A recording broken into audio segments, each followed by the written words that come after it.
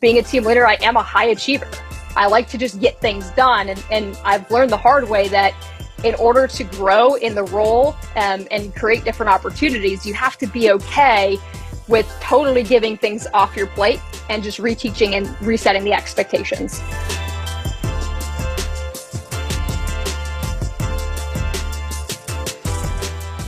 I have heard people say, I've used a virtual assistant and it doesn't work. And what you said that I want to double click on is you have to develop them. You have to pour into them. People grow into the conversations you have around them. You have to teach them to be a part of your team. Can you say more about that? How did you do that? So we came up with all of the things that ideally would be taken care of by our cyberbacker.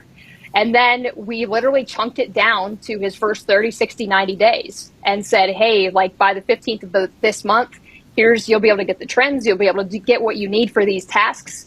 And then, so we created essentially a calendar of what the month looks like and what the different, tasks are that need to be completed by the due dates.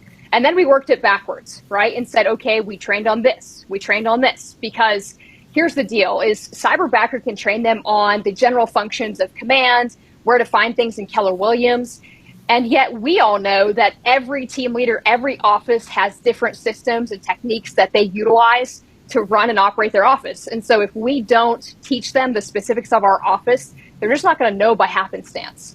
And so it's literally breaking down every task and training them on it and showing them how to complete it to your expectations.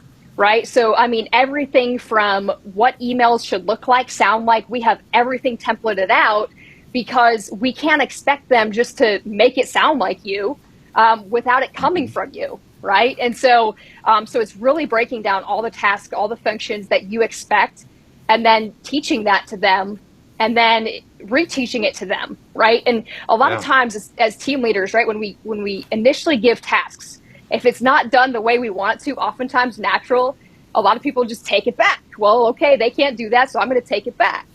A great leader will reteach them and say, okay, great, you did a great job, and here's what we need to do different next time. And I think that's the biggest learning opportunity that I've had over the last couple of years. Because, being a team leader, I am a high achiever. I like to just get things done. And I've learned the hard way that in order to grow in the role and create different opportunities, you have to be okay with totally giving things off your plate and just reteaching and resetting the expectations. That's really good. So if I'm watching this for the first time and I think, I want to be like Kim and I want to have some leverage in my life, give us the 2 or 3 duties and that a cyberbacker would do for you. He does so much, right? So it's hard to. What are the most important, I guess? Yeah.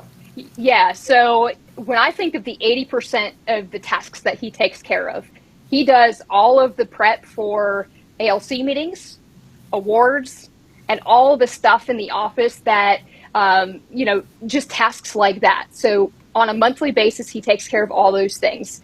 The second thing he does is he sets all of the appointments for me that are my 80%. So he does set some capper appointments, which are 20%, and yet by and large, he runs the funnels for career nights. He runs the funnels for brand new agents off the PSI list. He runs the funnels for everybody all the way up to cap. And so he really leans in. He's able to set those appointments for me, confirm the appointments, follow up with them, and everything like that. So those are the 2 really big things that he takes care of off our plate. That's really smart. Give me an idea of cost. What does it cost per month? Yeah, so it can either be a cost or an investment, right? And what I mean by that is the investment's $1,500 a month. And it's an investment when you take the time to slow down, to speed up, and you train them. And it's a cost if you don't train and develop them and you just expect them to do the work. So I would say it's a $1,500 investment because when we work it backwards, we're recruiting more because he's part of our team. We're setting and holding more appointments because he's part of our team. And, we couldn't ask for anything more. So what's your company dollar cap each year? $24,000. Okay. So is it safe to say that because of your cyberbacker, you've recruited at least 1 capper this year? Yeah. Okay. So for that $18,000 investment, you've gotten at least one $24,000 return on it, and then there's so much more. I couldn't agree with you more. And that was Yeah. perfectly said. This is a great investment, wonderful investment.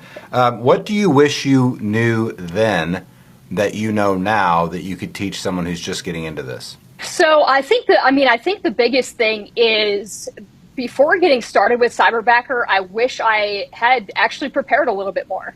And what I mean by prepared a little bit more is actually had things ready and written out for him. Is because I didn't know how it was going to go. And so obviously I didn't know what I didn't know. And so I learned a lot as I went. So the first 30, 60, 90 days was challenging, right? And it was challenging because I had to put so much more time in, because I didn't have any systems, models, or anything prepared for him the day he started, right? So systems or models of just like, hey, what are the tasks that he's going to be doing, and have those written out of how to complete them. He can know exactly how to do things, and then he just executes, right? And so that's how he's worked best for us. And so I wish I would have known to have some of that stuff prepared up front of, breaking it down of how to do things and everything like that.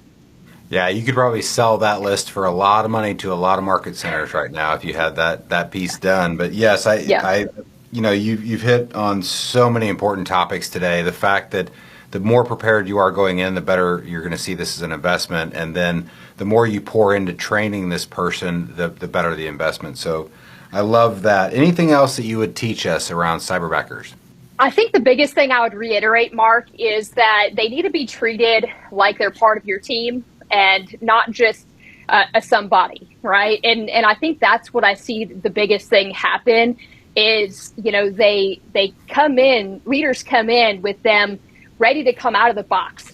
And if you expect somebody to be a 10 right out of the gates, that's an expectation that I'm not sure that as leaders is realistic, right? You have to commit to developing and training to get them up to a 10 if that's what you expect.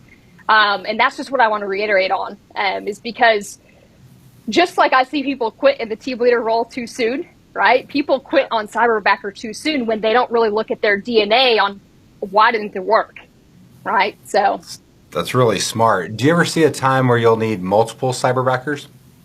So potentially, yeah. It's like we're consistently grossing right around 13 to 15 a month right now.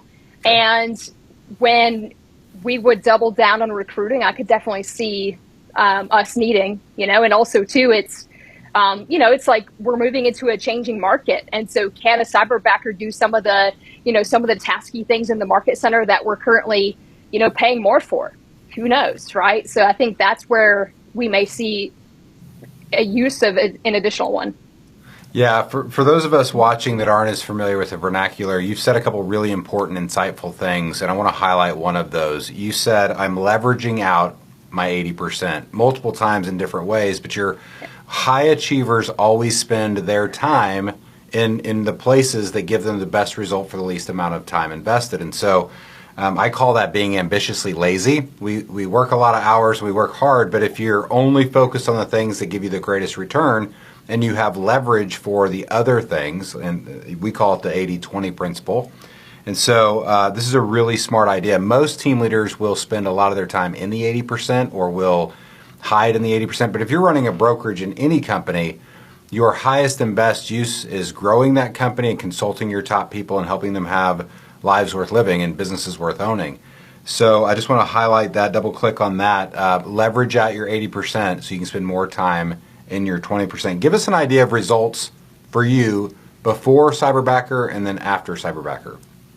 Yeah, so before Cyberbacker, we were challenged to, we've almost doubled our gross, since Cyberbacker, because I would get caught up in a lot of the 80%, a lot of the confirming the appointments, following up with the appointments, and now we have it all templated out to where I literally can focus on executing the appointment and signing people up. Our team gets to sign them up, right? So we're closing people much faster. So I believe that that's as a byproduct of Cyberbacker. It's given us the leverage and it's forced us to create systems that we didn't previously have around recruiting. So, yeah. Well, can I just say that having been a friend of yours for a long time now and getting to watch your progression and your career and your journey, it's super impressive. And just thank you for everything you do for this company, and thank you for all the wisdom you shared today.